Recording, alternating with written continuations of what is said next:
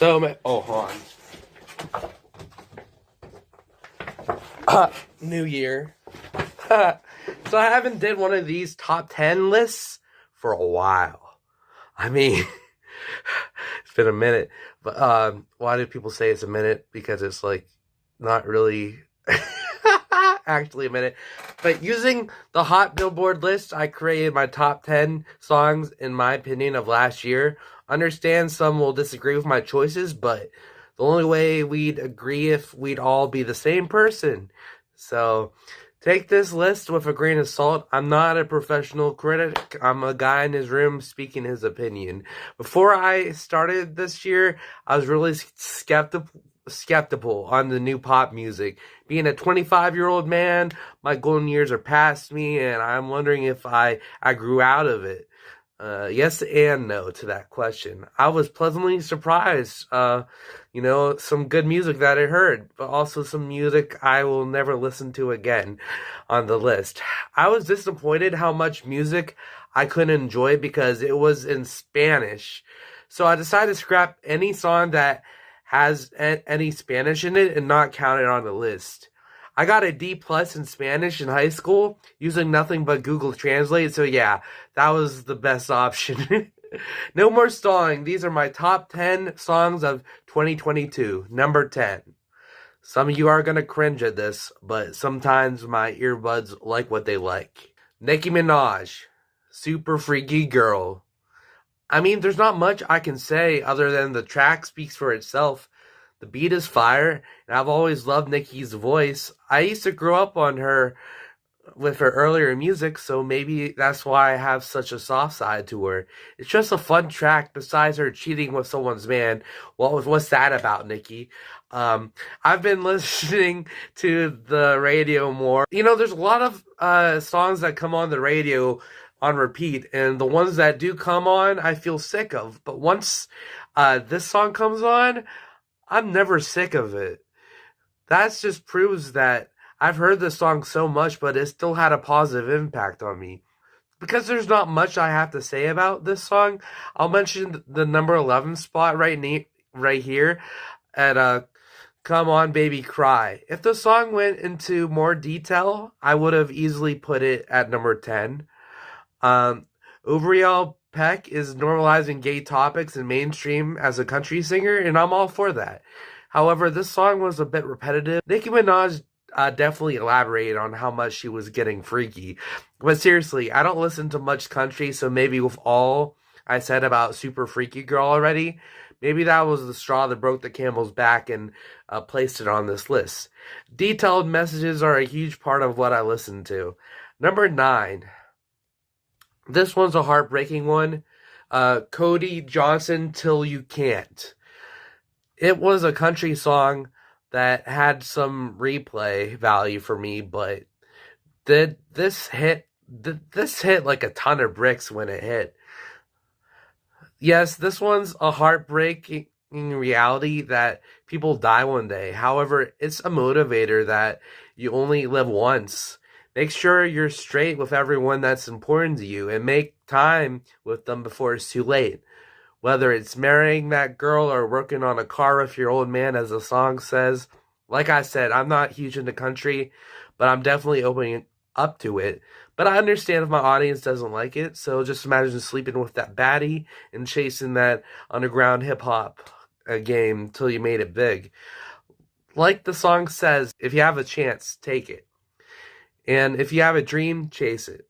Unfortunately, the song gets me in my feels, so I couldn't put it any higher. It's way too much. I'm like, oh man, my parents are going to die one day, But however, the song's right.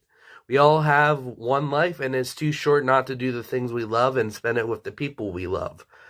Plus, for a country song, its music was good to me.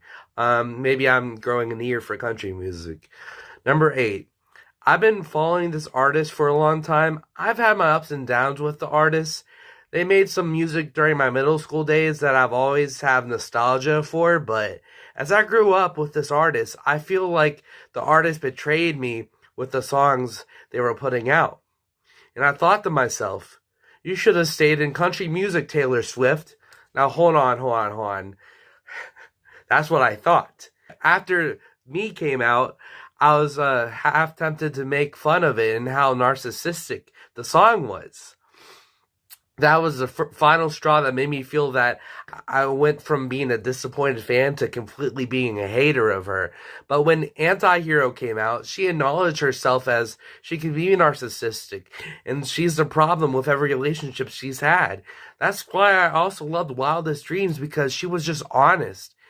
All these nasty words I wanted to call her, and I finally didn't have to do it myself. And I'm sorry if I went a little too far, but that just, yeah.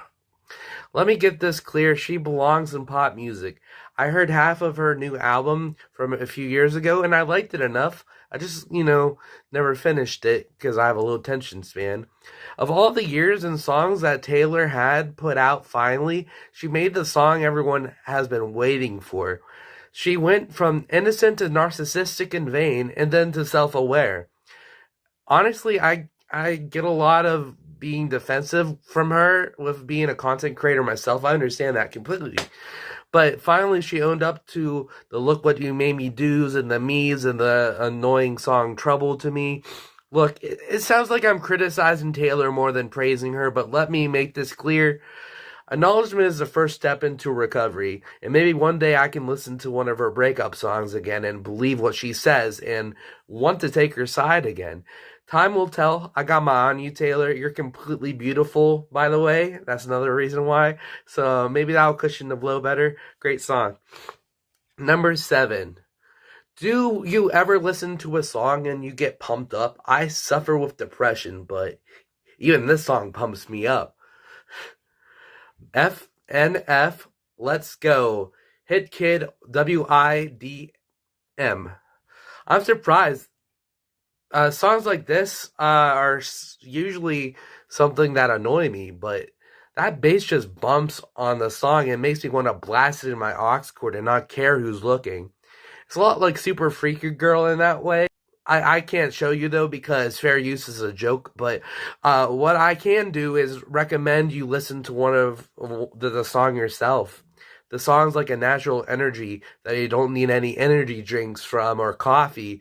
When you help out my depression for just a couple of minutes or so, you're doing something right. Very right. Because I get depressed. I haven't heard of this person before, but they have a bright future ahead of them. Number 6. This is another one that you just have to hear. Soccer Mommy, Shotgun. I have a tendency to look deep into lyrics, and the song could be a metaphor to drugs, but I feel it's just the face value of a girl crushing on a guy as they get intoxicated. There's really not much to say lyric-wise, but with music-wise, this song will get stuck in your head. It has the most play value, like replay value, of anything on this list. Of the whole top 100. Oh yeah, I listen to every single song at least once, though. I mentioned that here because there's a lot of empty space. If you're crushing on a girl, or sadly getting a drug habit, I think this is insanely catchy and you'll be hooked on something that won't potentially ruin your life. And just stay away from drugs, okay? In the lyrics, she says something about being a shotgun ready to sound. That sounds like something bad's gonna happen. Like, that's why I mentioned the metaphor to drugs. Or it could mean just she's that ready to like hang out with him. Like, she's eager to. So one of those two, maybe both. Number 5. This is another catchy song that is extremely sarcastic and a song that just makes you get mad at all the judgment people in the public eye have to deal with. Alex G. Runner. It's easy to lampoon someone in the public eye because they're not going to respond to you and you have no repercussions. I'm not perfect. I'm sure I've gotten mad in the past for things people did. Yeah. I just think as humans, we all mess up, and the internet seems to hold a high standard for famous people, especially if they just urinated into a bucket. That's what I think the artist is meaning for this song. Also, not only in show business, but it's hard to trust in general if someone betrays you and tells other people your business.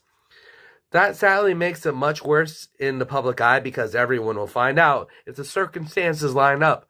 I love the message of the song that we should all try to be a little nicer to artists or just anyone we talk to. It's just a great message. We all have dirt on our conscience and we try to stay humble. I try to stay humble anyway. I encourage you too because one day the fingers might be pointed at you one day or me. So great song. Number 4. This is another heartbreak song. Have you ever been in a relationship trying to get over the one person that left you and you're truly in love with, but you're with somebody else that you don't truly love? Joji, Glimpse of Us. Every so often, Joji would fall in love with the person he's with, but it's just a glimpse, not fully what he had with this other person. Joji can just sing with anything and make it extremely depressing and just make you like relate to it in a good way, of course. I'm sure we've all fell in love with someone we can't be with so that we just make do with whoever we get. I mean, some people even marry the wrong person because it's all they can get just so they aren't lonely anymore. I have my heart on someone I'll probably never get because she doesn't love me like that. At least that's what she says. Maybe she'll fall in love with me one day. Because I seen the glimpse of us, the glimpse of the times where, maybe she does like me. But then she told me she didn't. Top 3. Number 3. Now, I'm sure this is going to divide my audience when I talk about it. But Hardly Wait in the Truck featuring Lainey Wilson. Some say woman beaters should be killed. Others say killing someone, no matter what it is still wrong. So it's kind of that gray area with this song. But that's why I love this song. It's open-ended. It gets you thinking on whether or not people should kill despicable people and get a pass from killing them because they saved the person's life that it was affecting. The person that got killed was affecting until they killed them. Or if we should just leave it to the police and any killing is wrong. I don't know if this is truly a story. This is a true story, but I'm sure this happens all the time. Physical abuse, a touchy subject, no pun intended. Just trying to lighten the mood. I do feel for these individuals that get stuck in these toxic and dangerous relationships and situations. Or throw in any other abuse like sexual, and this song still fits perfectly with the content and context. And now, watch Sushin demonetize my video because I talked about a real topic. And I spent this whole video not saying any naughty words. Suck my orange. Stop running YouTube like a business for the higher-ups. We already have that inequality in real life. Once I make it, you'll have to care about me, Susan. I've been on this website almost 10 years. Number 2. Moving on. This song hits on a personal level for me. If y'all new here, I'm a biromantic asexual, but I live in this very old-fashioned town.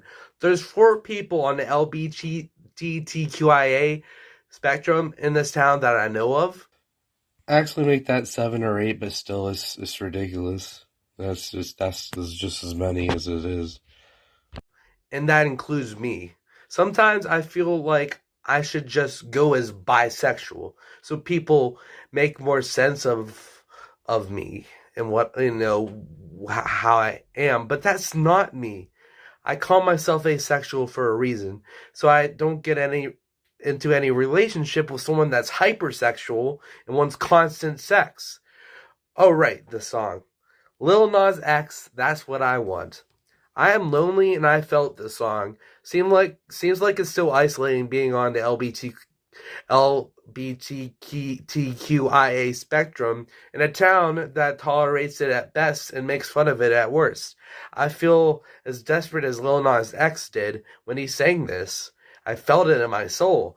I'm sure it's a lonely feeling being a mainstream artist. If you date a fan, they might go behind your back. If you date another famous artist, they could write a song about you. I can't even imagine what Lil Nas X has to go through. And even if being on the LGBTQIA spectrum is a lot open, then it's a lot more accepted since 10 years ago. That probably makes it harder because all your potential lovers are focused on on careers. That kind of feels like that for me. Everyone's just kind of doing what they're supposed to and just falling in line. I feel like I'm a mainstream comedian sometimes in a small town. Everyone knows your business, and you ask for a couple things to stay private, and people don't get it and can spread your secrets. Just for entertainment, everyone knows each other's business. So all flames are lost because everyone knows each other. Because I have romantic attraction, not sexual, and that doesn't matter for me. I still like some of my friends. It sounds familiar, doesn't it? It sounds a lot like being a part of mainstream, being famous. I know I keep going on and on, but that's why it's so high up on this list. I mean, it almost made number one, and before we tackle number one, here's a few honorable mentions. Cough drop. No, just playing. Honorable mention number one, Drake, Sticky. It's a funny name and a dope track. I want to see Drake talk honestly like he did in this one more. You can't help getting a bunch of money, and sometimes that will change you. And I totally get where Drake was saying and where he was coming from. Honorable mention number two, Lizzo, To Be Loved, Am I Ready? Another relatable one for me. However, I really thought some different music would have really helped the song. It's just not my personal favorite part of the song. Yeah. Honorable mention number three, Pharrell Williams, Cash In, Cash Out, featuring 21 Savage and Tyler, the Creator. This one was pretty high up, but I'm scared that Tyler, the Creator, as my favorite artist, is just going to rap about money all the time now. His last album, I'll Excuse, was about his money and his successes. I understand if that's all you have, that's all you can rap about, but it's gonna suck if he just does that the next album too. And I loved it on Flower Boy though, because he was lonely despite being rich. It's really weird. I feel living at home.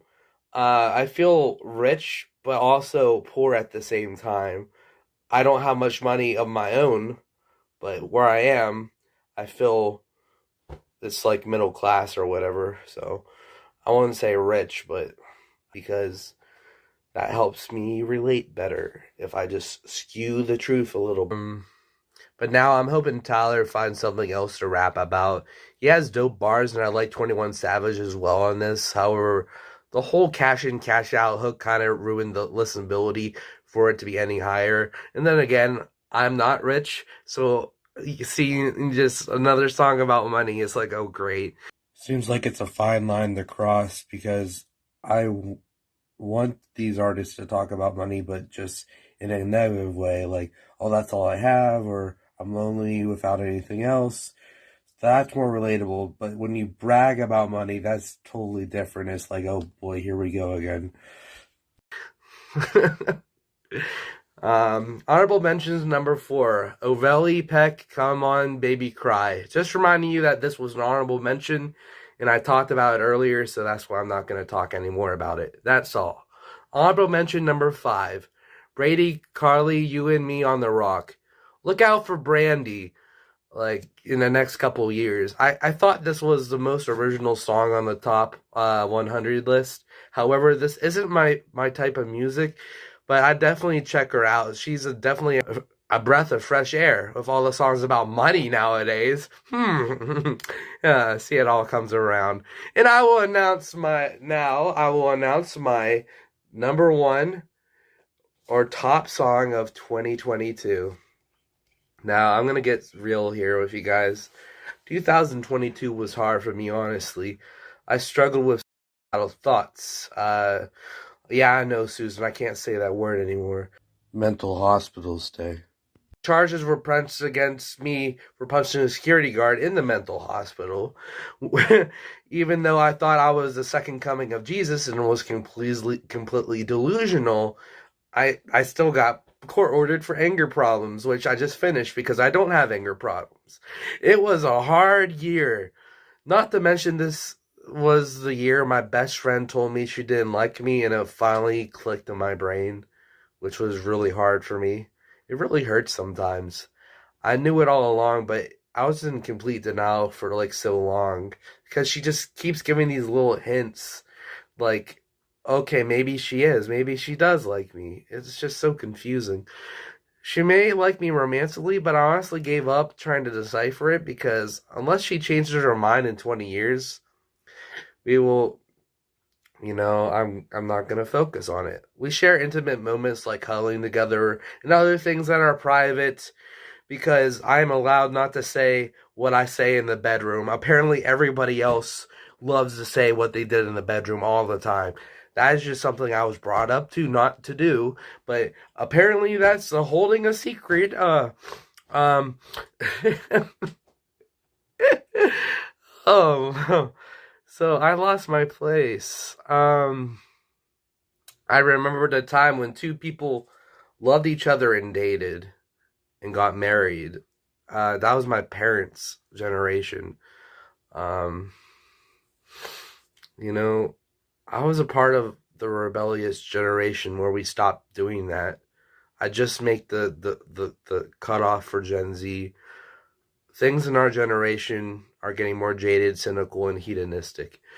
Disconnected, and worst of all, temporary. That's the worst part when you want to be with someone forever and they don't want to be with you forever. Let me reveal the song that I gave me goosebumps, shall me? Or hopefully it did, because I have bad memory. But anyway. Number 1, Chappell Rowan, Casual. Look, I'm asexual, but there's some other ways I feel loved and get pleasure like everybody else does. It's just the sex itself, that's why I go as asexual. But she's, I would consider her a friend with benefits because that fits the qualifications. It just hurts being with someone that does things with you and just, it's just her best friend with benefits. That's all. Even though you've known each other for 10 years now, everyone thinks we are together. It feels more than just, as she put it, casual. Like, yeah, again, none of your business. Like, I tried to please her in some ways. The song points out the problem with this hookup culture. It really does. And we all get more and more digital with dating apps. We'll get more and more, like, as the years roll by. No one's going to find a love the real way. We're all going to be alone, satisfying ourselves with random hookups or Pornhub, and not getting together with people in our lives that would be a good fit. We will stay cynical, jaded, and lonely. But at least we're not horny anymore. Ha! Go humans! Yeah! The song speaks for our generation and something true to my heart that I'm struggling with. Probably a lot more than I'm letting on. But I keep trying to fight it. Like, no, I'm fine. I'm good. It's whatever. If she doesn't like me, that's fine. But it just still hurts. I keep telling myself that. But it still hurts. But that's why I consider this song the top song of 2022. Leave a like if you enjoyed and subscribe if you're new. Ask me in the comments to do the worst list if you want. I'm bad at being negative. Sorry again, Taylor Swift, if I went too far. That was probably too far. So I don't know if I'll be able to do the worst list without some support with people wanting to see it. Then again, I want some comments to help the algorithm too, thanks for watching and thanks for your time, and I'll see you when you watch me again, metaphorically.